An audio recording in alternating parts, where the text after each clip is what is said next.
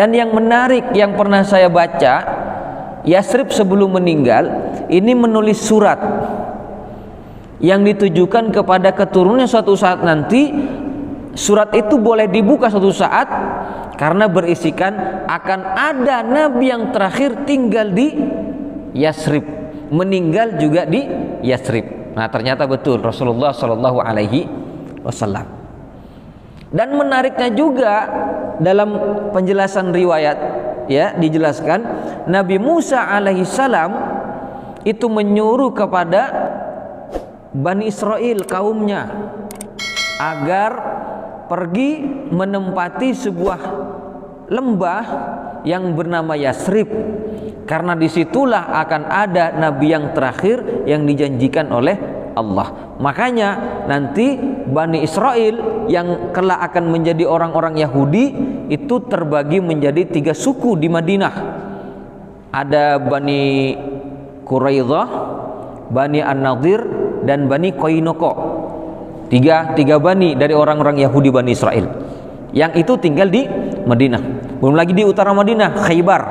Banyak di sekitar itu. Kenapa? Mereka sedang menanti nabi terakhir yang dijanjikan.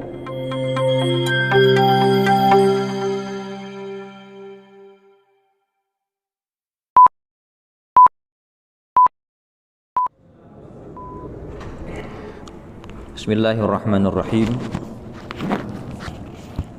Alhamdulillah, wassalatu wassalamu ala Rasulillah wa ala alihi wa sahabatihi wa mawalah. Allahumma anfa'na bima 'allamtana wa 'allimna ma yanfa'una wa zidna 'ilma. Allahumma inna na'udzubika min qalbin la yakhsha wa min nafsin la tashba wa min 'ilmin la yanfa' wa min da'watin la yustajabu laha wa karaman ya rabbal alamin.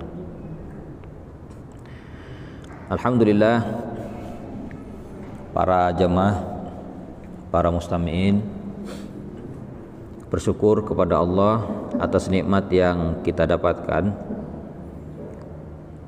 Kita telah melaksanakan kegiatan dalam sehari ini, kegiatan yang oleh Allah dimudahkan. Meskipun ada di antara kita yang diuji oleh Allah, ada kegiatan yang mungkin tidak mulus, tapi semua adalah nikmat dari Allah.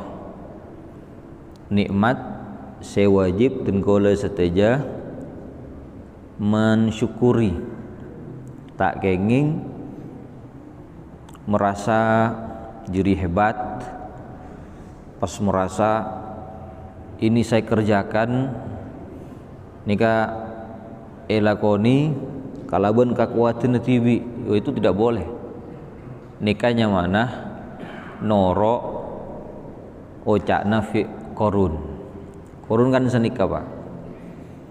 Jadi korun di zaman pada masa Nabi Musa alaihissalam nikah sudah diberi peringatan oleh Nabi Musa agar bertobat, agar meyakini bahwa kesuksesanmu itu dari Allah. Harta yang banyak nikah dari Allah. Tapi tidak, justru Qarun berkata, innama utituhu ala ilmin indi. Ini saya dapat karena ilmu yang saya miliki.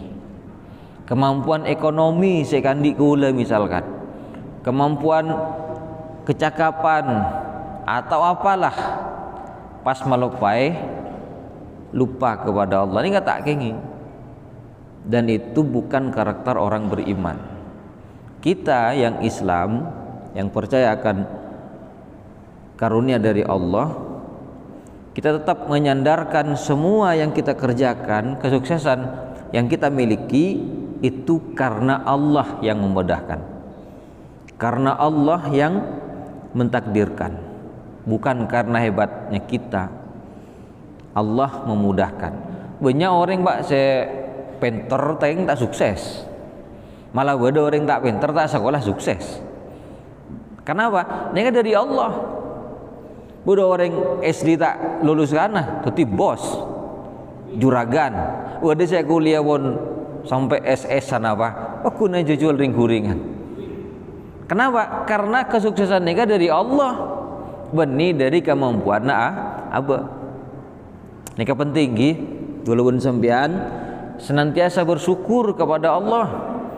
Semua yang kita dapatkan itu adalah datang dari Allah. Sakoni banyak sehat, sehat sakoni sehat banyak, kuat sakoni kuat banyak. Ini kan satu jenis datang dari Allah, harus disyukuri. Mun saumpama guleban sampean tak iuji sareng Allah, maka rentan akan menjadikan kita ini sombong. Sera orang se tak iuji kalaban sempet teodi Fir'aun gero Pak. Uningan ka Fir'aun gi.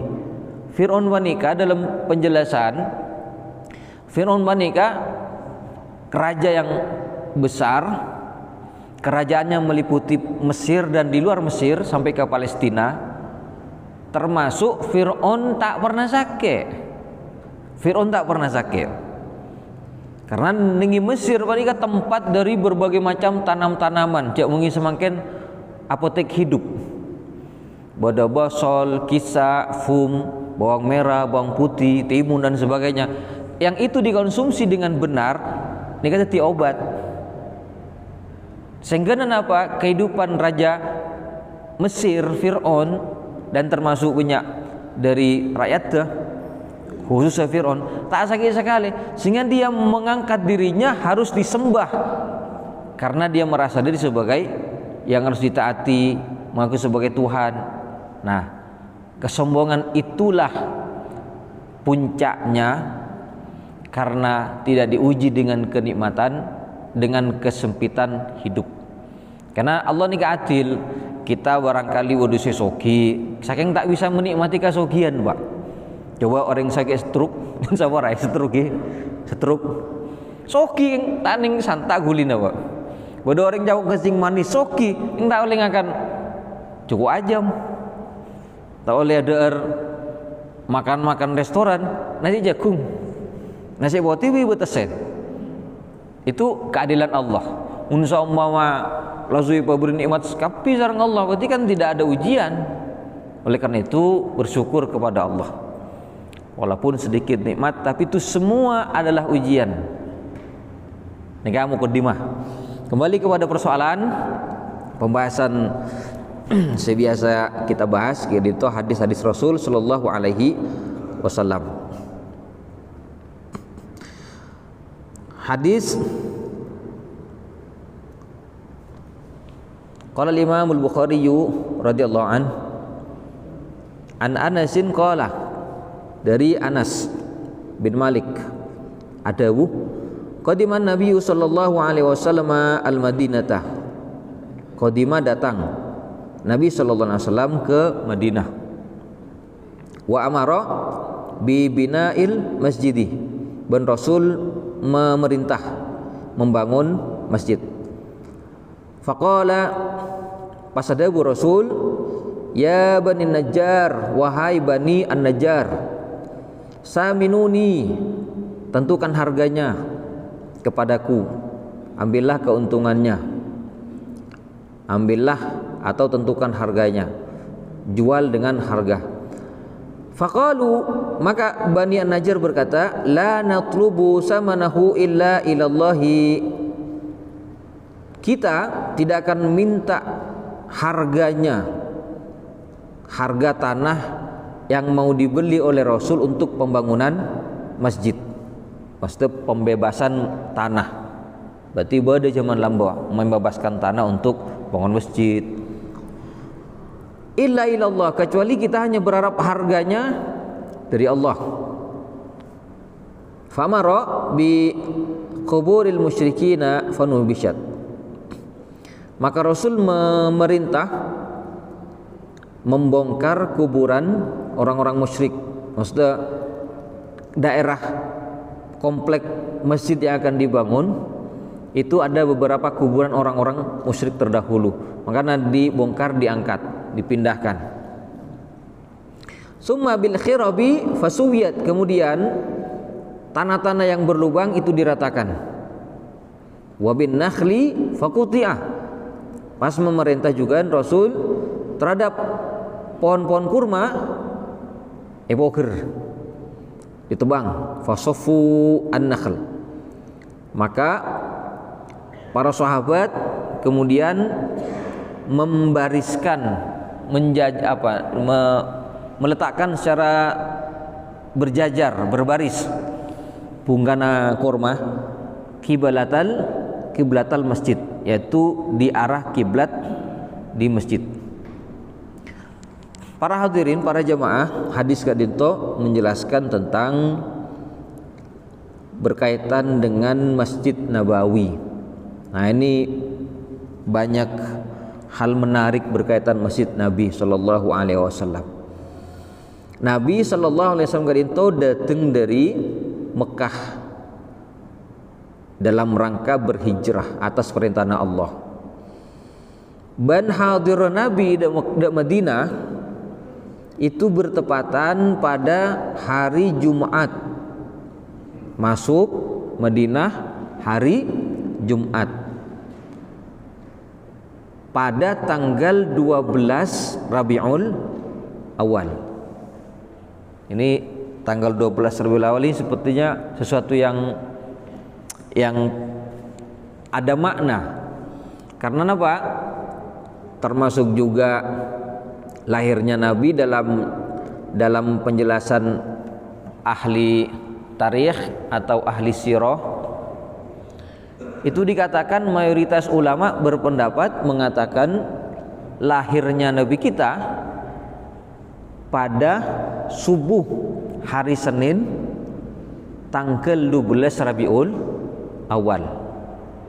Walaupun Badai berpendapat dalam kitab Al-Urjuz Al-Mi'iyah itu 100 bait berisikan sirah Nabi sallallahu alaihi wasallam, ada yang mengatakan tanggal 8, tanggal 10, tapi yang paling jumhur ulama, jumhur ahli tarikh tanggal 12 Rabiul Awal. Meskipun kalau ada hadis yang mengatakan Rasul dilahirkan pada tanggal 10 malah Rabiul Awal. Nah, kembali kepada hijrah Nabi 12 Rabiul Awal hari Jumat sampailah ke Madinah. Maka Nabi Shallallahu Alaihi Wasallam memerintah membangun masjid. Masjid apa yang dibangun? Bukan sebelum membangun Masjid Nabawi, yaitu Masjid Quba di daerah yang bernama Quba, pinggiran Madinah, masuk ke kota Madinah. Dan waktu itu belum bernama Madinah, yakni bernama Yasrib, kota Yasrib. Belum dikasih Madinah, belum dinamai Madinah oleh Rasul Sallallahu Alaihi Wasallam, masih berupa Yasrib. Jadi masuk gerbang Yasrib, sampailah di sebuah tempat bernama Quba. Rasul memerintah membangun Masjid Quba. Masjid inilah sebagai awal masjid yang dibangun, bernama Masjid Quba. Dan dalam Al-Quran itu dijelaskan tentang Masjid Quba. Afaman assasa ala bunyanahu ala taqwa khairum min afaman ussisa ala taqwa. Apakah orang yang membangun masjid di atas ketakwaan itu lebih baik? Orang yang membangun masjid dibangun afaman assasa bunyanahu ala taqwa minallahi waridwan khairun.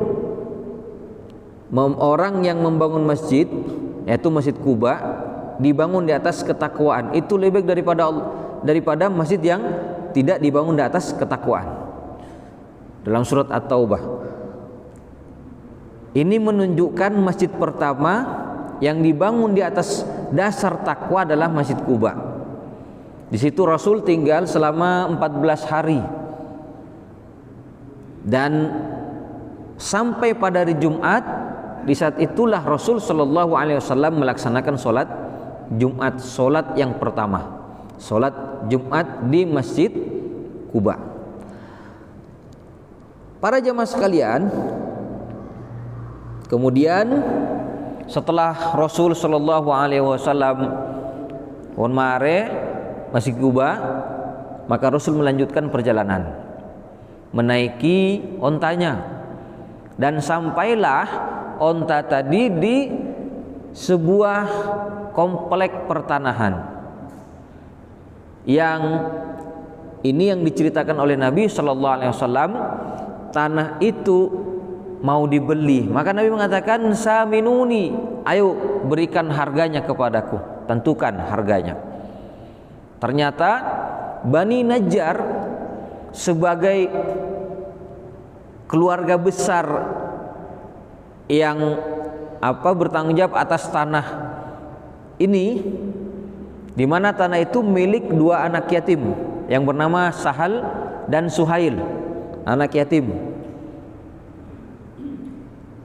Dan Rasul Shallallahu Alaihi Wasallam meminta supaya membeli tanah, ditentukan harganya. Ternyata Bani Najjar mengatakan, la natlubu samanahu illa ilallahi, kita tidak akan minta harganya kecuali kepada Allah. Maksudnya mau dikasih cuma-cuma. Kenapa demikian? Rasul tidak mau, karena ini tanah milik anak yatim. Sedangkan Rasul Shallallahu Alaihi Wasallam tidak menentukan sendiri, tetapi membiarkan ontanya berjalan sampai di mana onta itu berhenti, di situ akan dibangun Masjid Nabi. Jadi onta berhenti, disitulah dibangun Masjid Nabi. Banyak para sahabat menawarkan tanah, ya Rasul saya punya tanah, tapi Rasul tidak mau. Biar apa? Ada bentuk keadilan. Karena kalau satu diterima, yang lain tidak diterima tawaran-tawaran, bisa jadi menimbulkan mungkin merasa pilih kasih dan sebagainya, sehingga Rasul Sallallahu Alaihi Wasallam menyerahkan, membiarkan ontanya, di mana onta berhenti, disitulah akan dibangun masjid. Ternyata berhenti di sebuah komplek yang dimiliki oleh dua anak yatim bernama Sahal dan Suhail. Pur mari geni ke Pak, Bani Najjar tidak mau, tetapi akhirnya Rasul tetap memberikan harga sebesar 10 dinar. Lambak 10 dinar bagi. Baru kemudian dibangunlah masjid dengan kerjasama, kerja bakti. Rasul juga ikut terjun membangun masjid. Disitulah seperti yang disampaikan dalam hadis ini, fa amara bi kuburil musyrikina fanubishat, maka Rasul memerintah membongkar kuburan orang-orang musyrik, dipindahkan. Kuburan itu dipindahkan. Berarti ini kan tidak masuk larangan membangun masjid di atas kuburan. Kenapa?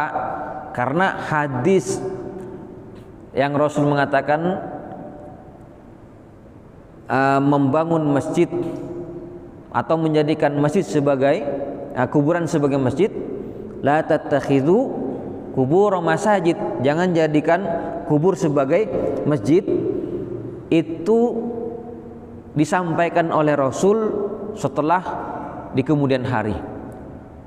Tapi ini awal-awal Islam, awal-awal hijrah, sehingga belum ada larangan, dan juga tidak membangun di atas kuburan. Sehingga kenapa? Kuburan ini kan dipindah dulu, dibongkar, dipindah dulu ke tempat yang lain. Baru Rasul Shallallahu Alaihi Wasallam membangun masjid di situ. Termasuk juga ya seperti biasalah kalau orang mau bangun bangunan baik perumahan atau apa, kan dibersihkan dulu. Kalau ada misalkan lubang-lubang, jurang-jurang dibersihkan. Ada omput-omput dibersihin, kabungkaan tebang. Sampai semakin ada pelebaran jalan bagian timur ke Pura Kasapa.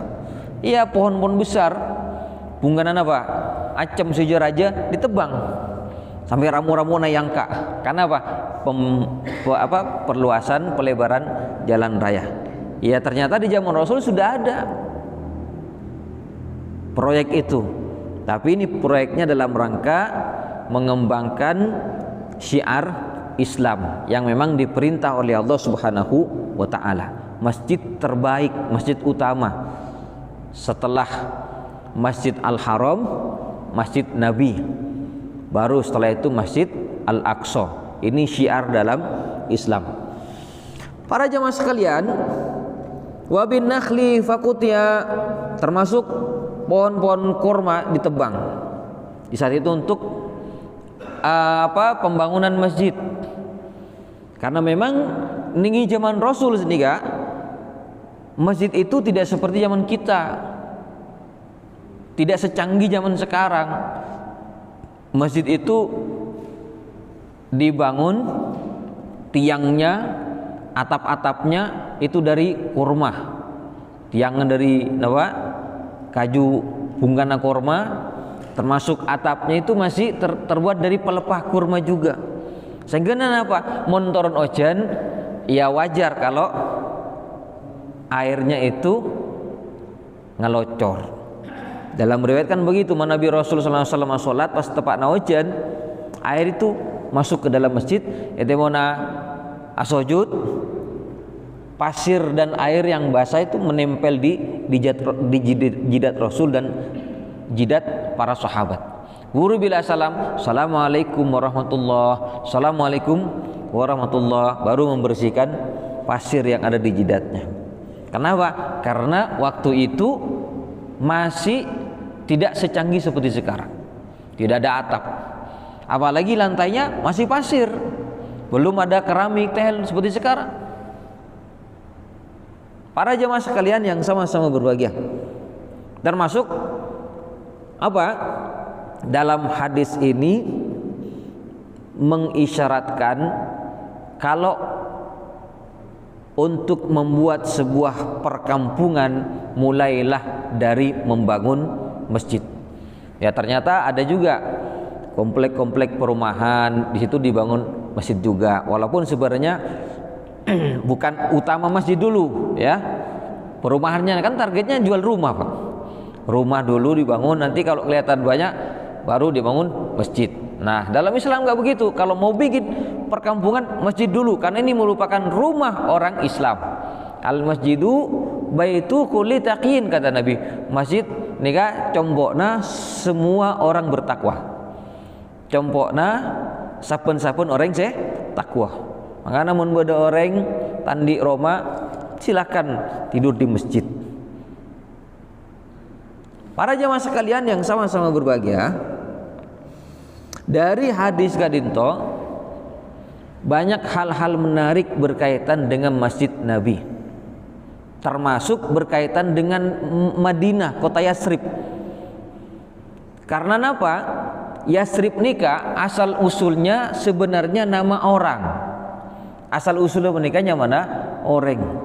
Sebelum menjadi kota Yasrib, pada zaman dahulu, termasuk dari keturunan Nabi Nuh asmana Sam. Karena Nabi Nuh setelah diselamatkan oleh Allah dari banjir besar, nanti punya putra. Putranya 3 itu, putra Nabi Nuh. Kan'an sudah mati kan? Tenggelam. Nah, setelah diselamatkan Nabi Nuh, nanti oleh Allah dikasih putra 3. Sam, Ham, Yafid. Semuanya sama-sama beriman. As-Sam itu nanti akan melahirkan generasi orang-orang Arab, orang-orang kulit kuning, ya termasuk Eropa, semakin nikah Romawi itu dari jalur Sam. Ya ada yang mengatakan, ada yang berpendapat Sam itu nanti melahirkan orang-orang Sudan atau Negro. Tapi ada yang mengatakan Sam itu nenek moyang dari orang-orang Arab. Sedangkan yang kedua Ham itu akan melahirkan orang-orang Negro, orang-orang hitam. Walaupun para ahli tarikh ada yang terbalik dalam hal ini.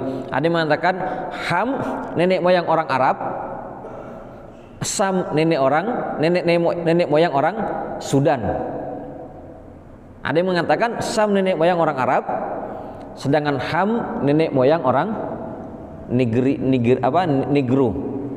Sedangkan Yafid atau Yafis ini nenek moyang nanti akan punya keturunan orang-orang Turki. Dari Turki itulah, bukan Turki sekarang Pak ya, Turki pada zaman dahulu.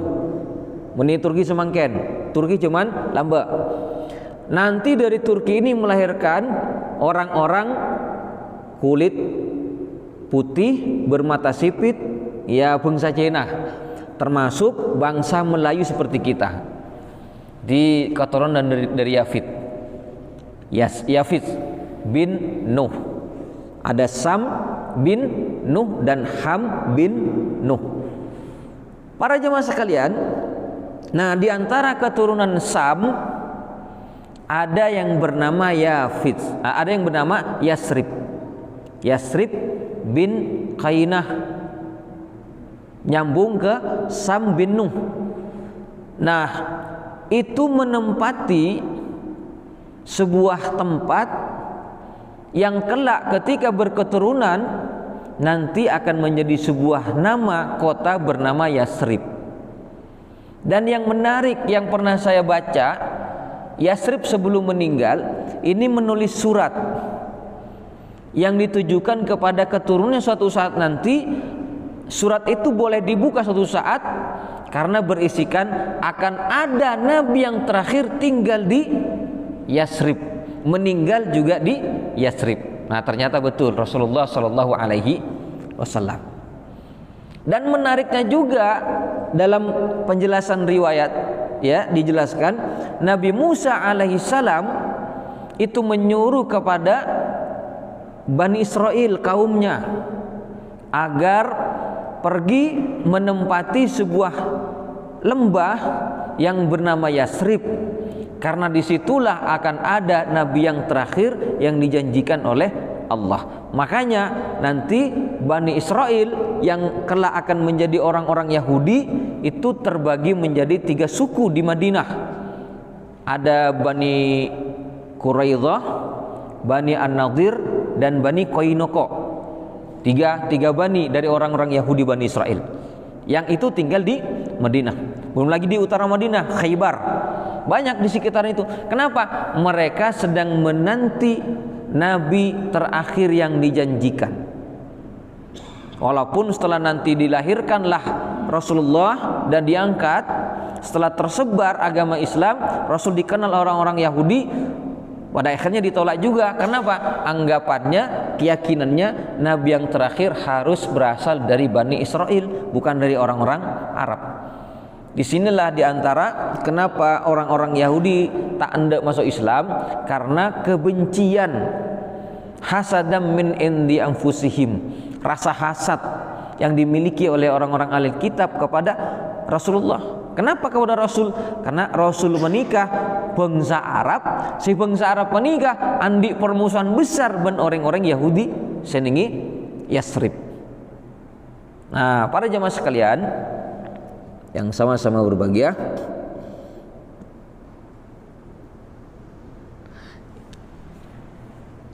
dan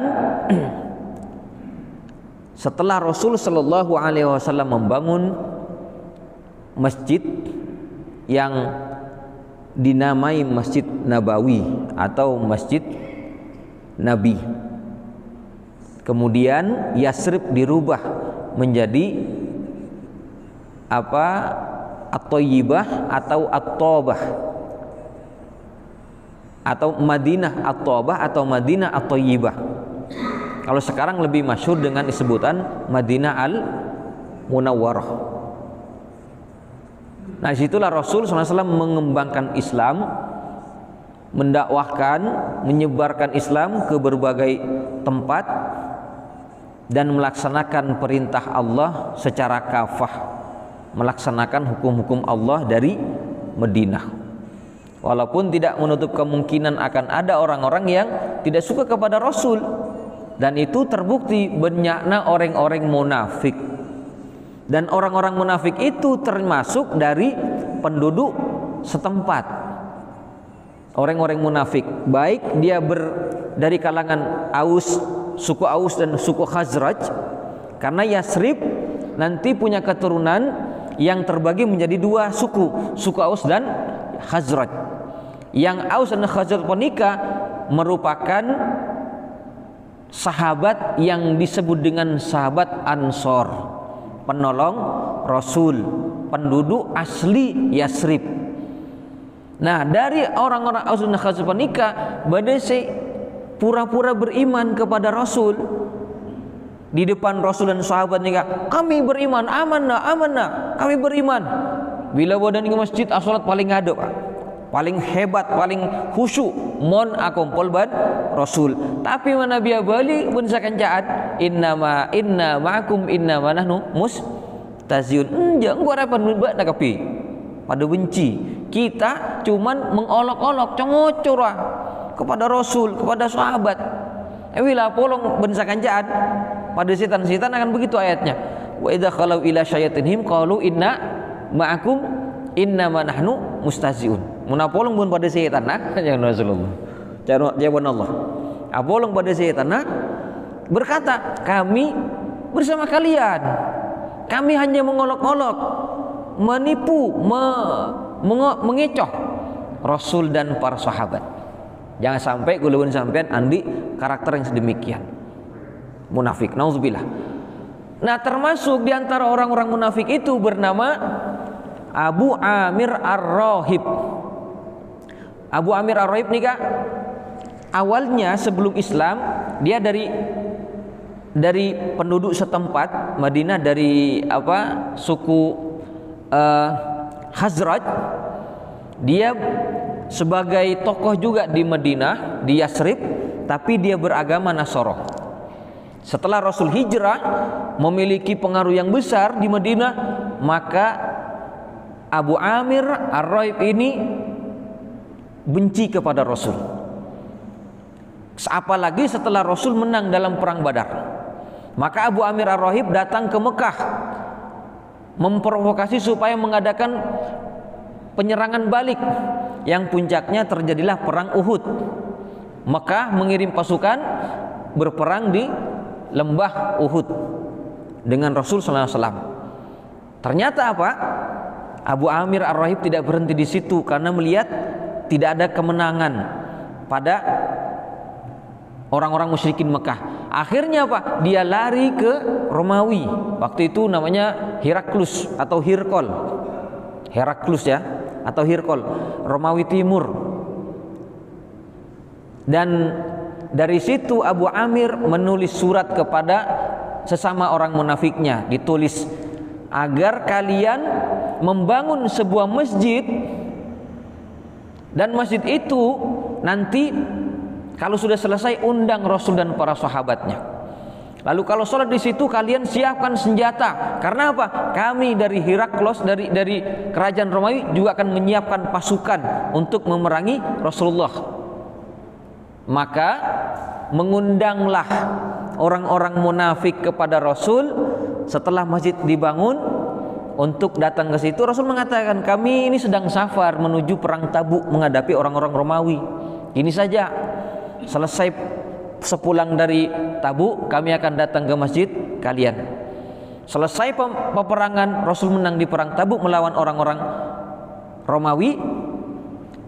Sebelum sampai di Madinah, Allah memberikan wahyu menjelaskan bahwa orang-orang yang membangun masjid Dirar, wallazina takhadhu masjidan diraran wa kufran wa tafriqan bainal mu'minin wa irsadan liman haraballahu wa rasulah. Ini surat At-Taubah. Artinya Rasul memberitahukan masjid itu namanya Masjid Dirar, akhirnya dihancurkan sampai semakin Masjid Dirar ternyata jadi mazbalah. Mazbalah ini kan tempat sampah.